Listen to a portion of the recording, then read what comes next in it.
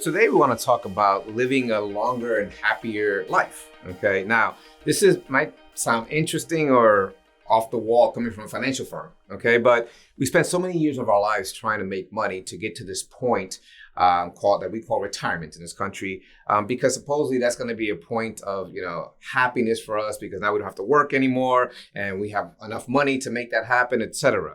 However, we want to talk about how those interplay in a different context. Okay, now when we think about this, first of all, let's talk about the word retirement. The original word retirement in Latin, there's a couple of words in the Latin language. One is jubilar, and the other one is decedo. Now, interesting, they both one means to rejoice, but the other means to withdraw or to die. Okay, so a little bit gruesome to think about retirement and kind of dying. Okay, but there's studies that show that retirement leads to a certain type of death, and we'll talk about that here in a second. Okay, now when we think about retirement today, as we know it today, is a relatively new concept. I mean, the first time we hear about this is in 13 BC in the Roman Empire. There were these, the legionnaires, the military had served and fought wars for 20 years, and now there's a time of peace. There's not all this war. So you have all these soldiers hanging around, not doing their thing. And there was fear amongst the government that these soldiers might revolt because they're not being productive, they're not making money, there's no war. So they got paid off. Okay, they were paid a pension, if you will, to avoid a revolt. So it was done out of fear, okay, from a revolution.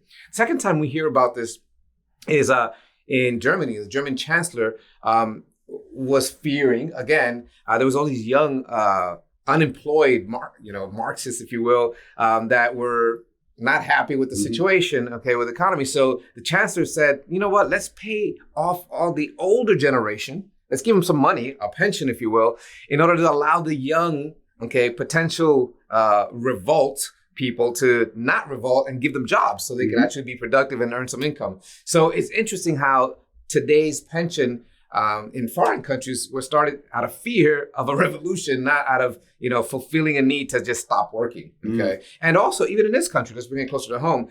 When Franklin D. Roosevelt implemented Social Security in 1935, it was done under the 1935. Think about the economic times. We're going to depression and all that type of stuff. So we've got a lot of young people needing to work and be productive.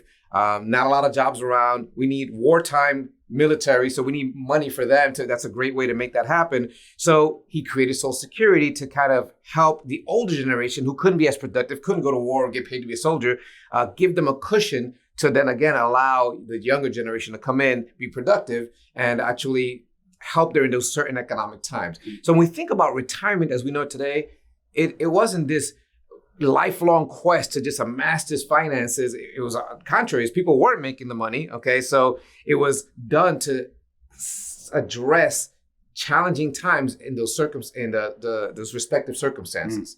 So when we think about that, I want to talk about this, Jason. Maybe you can lead us into the what retirement should mean and what studies have shown us, because obviously we're not retired yet. Okay, but what have studies shown about living longer and happier at this retirement stage? Yeah, so if you look at this, there's a bunch of studies, one by Harvard, and there's a lot of reputable sources that have done studies that have actually proven and shown that if you continue to work throughout retirement, it actually increases your longevity and it increases your health. And so what we're talking about here is not continuing to work in a really stressful, hard job. What we want to try to challenge and even encourage is that think about transitioning instead of from retiring and never working to shifting in something you really feel called to do, something that you love, something that you would do even if you didn't get paid.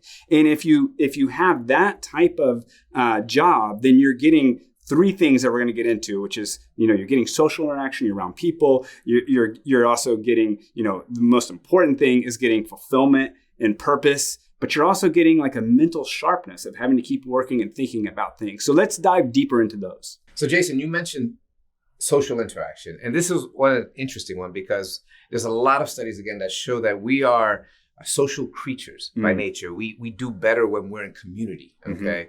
And that's interesting because I myself, I'm an introvert. So I actually like being alone, but at the same time, I understand the power of being in community, and that being an introvert or not, it just means how I'm recharged. But at the same time, what's the outlet for that? Okay. So when you don't stop retirement and isolate, withdraw, okay, altogether, you have a sense of, purpose and continuation with and communion with people, and that provides that social interaction, which is so critical, because relationships lead to long-term happiness. That's right. Okay, we seek to have relationships, we seek to have friendships, we seek to have family relationships, we seek to, whether it's a marriage, etc., children.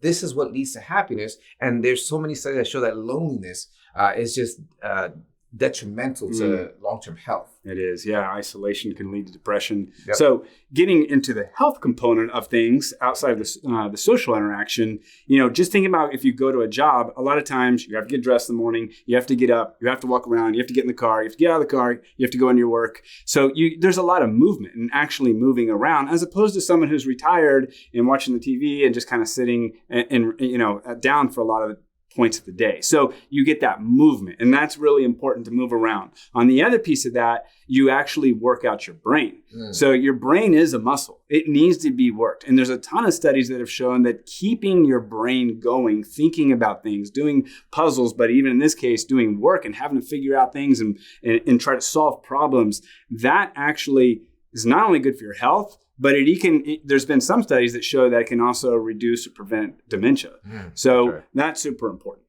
At the same time, while this may not necessarily lead to a longer life, there is another benefit, which you actually a lot of times get paid when you continue to work in retirement. And the beautiful thing about that, which actually could lead to health and longevity, is that you don't have to work so hard to build up this big sum of money so that you can then stop working and have that sum of money be able to last the rest of your life. So if you just had a little income, even if it was a part-time job, even if it was $30,000 or $50,000 a year, that significantly improves your probability of success in terms of your assets lasting longer, which would then also reduce stress. So rather than staying in a very high stressful job, trying to make as much money as possible, and then by transitioning, potentially even at an earlier age, you can transition into something you love to do. And that, like I said, that you would do even if you didn't get paid. But a lot of times you do get paid and you're out in the community, you got all that going for you.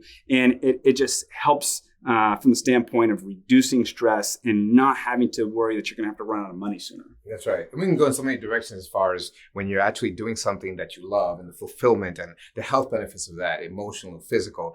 And usually even the financial, because when you do something you love, you just do it with all your heart. You usually are very good at it. Okay. When you're good at something, you get paid more for it typically. So there's just so many benefits to that. So finding something you love will give you some fulfillment and purpose, which is critical.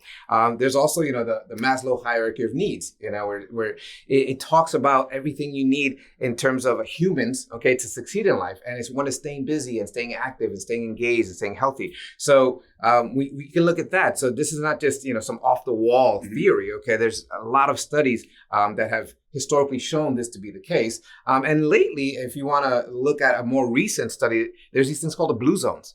Okay, there's even a documentary, I think, on it right now, and a book on it, et cetera, which studies the areas in the world where there's the most centurions, where people live to 100 or more. So the highest population that has the most 100 age over, these are the blue zones.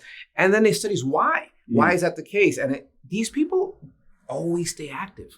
Okay, they're physically active. They're always engaged socially. Yes, I'm not going to get into the whole that they lead a vegetarian or vegan diet. Okay, for the most part. Okay, that's your own call to make. But all these other considerations has led these communities to have higher productivity and no dementia. There's examples of people at 100 years old still walking miles and engaging and very sharp. Okay, so you can take about the Maslow study, the Blue Zone study, and say, wow, these things are really making a difference in these people's lives. Yeah, that's right. I know you have your own personal conviction also from another No, for sure. I mean, you got the scientific side of it that has shown, these studies have shown that it increases longevity and fulfillment. But let's take a step back and just talk about my own personal story and my own personal beliefs. I'm a Christian. And so, for when you look at purpose and you're trying to seek purpose as a Christian, you read the Bible. And if you read through the Bible, there's really no mention to the general population of retirement. In fact, there's a lot of other verses that talk about continuing to work, and that work is actually a blessing. So even if you look at it from that angle, you could come to the conclusion that we are designed to work and we find fulfillment to work. And I think if you really think at it deeply, God put us on this earth for a purpose. And if we're not fulfilling some type of purpose, then we're slowly dying. So I think that's a really critical piece. And the purpose element of it, I think, is what gives you that drive to live longer. Right. So whether you want to focus on the scientific studies, the biological studies, the faith-based, okay, these all have a say and a play into what we're talking about today. And I know in this society, it's hard to do that because I got to pay my bills, Jason. I've got to do this and I've got to work, and that's okay. Yeah. Okay. How do you manage where we live? But we're talking about not necessarily having this traditional or non-traditional, but most current view of retirement, and just a transition from going from I have to gain, and grow my portfolio to maybe now I can give and grow other people. Yeah, absolutely. And that gives a fulfillment and a purpose that leads to a healthier lifestyle. Yeah, so let's wrap this up by actually giving some kind of real life examples of things that we've seen. One salesman at a pharmaceutical company, he transitioned and actually becoming a professor, and he teaches sales and he loves it. And the thing about it, as a professor, you get big summer breaks, big winter breaks. So you can get, you're stimulating your brain, obviously preparing for the lessons, but you can also take 2-3 months out, off per year, which is wonderful. It's an awesome retirement type of job. We've also seen, if you look at like people who come, where one of our clients actually was in upper management, she shifted because she loves her church and she started working for her church. Significant fulfillment that she got for that. We know another person who went from a completely different job working at, pretty high up in a hotel. And this couple actually really loved birds. So they actually own a bird seed and bird actual little just shop where, they talk to other people and they're around people in that bird community. There's a lot of things you can think about. There's a lot of examples. Here are a few. Find what you love and then kind of think about doing that for the rest of your life and how can you transition to that. So we hope this helps, and we'll see you later.